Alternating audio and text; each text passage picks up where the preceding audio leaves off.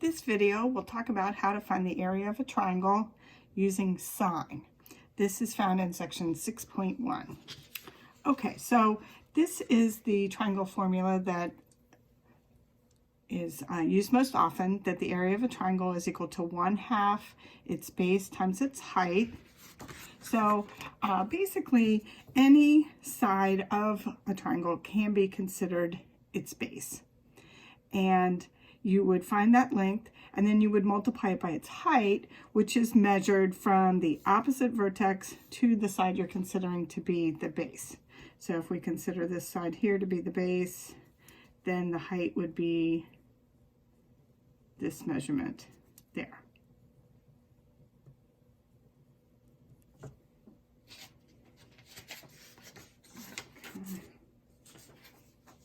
All right, now let's label this triangle the way we've been labeling just any generic oblique triangle. I'll just say this is vertex A, so angle A is here, B and C, and then this side length, the one I'm happening to be calling the base right now, that would be little c. This one over here would be little b, which doesn't mean base, it's the side opposite angle B, and then here would be A. That's the triangle that we've been working with. And what we can do is find an expression for the height.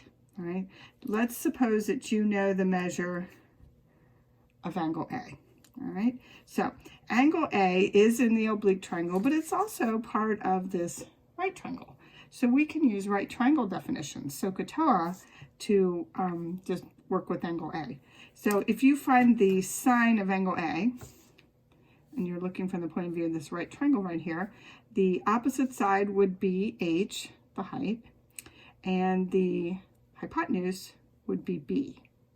So we would know that the sine of angle A is equal to h divided by b. Okay, and if I multiply both sides of that by b, then I will know that b times the sine of A is equal to h, the height of the triangle. Okay, so then I can take the area formula, which says that the area of the triangle is 1/2 the length of its base times its height, and use the specifics of this triangle. So I'm calling this side here the base, and so that measurement is C. And then I just figured out the height is the same thing as B times the sine of A. So the area, which is 1/2 the base times the height,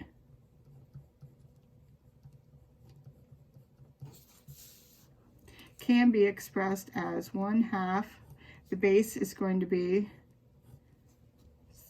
c, lowercase c, and the height is lowercase b times the sine of angle A.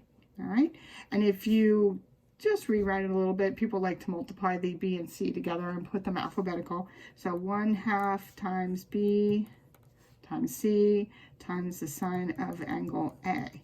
That will give you the area of the triangle. Okay.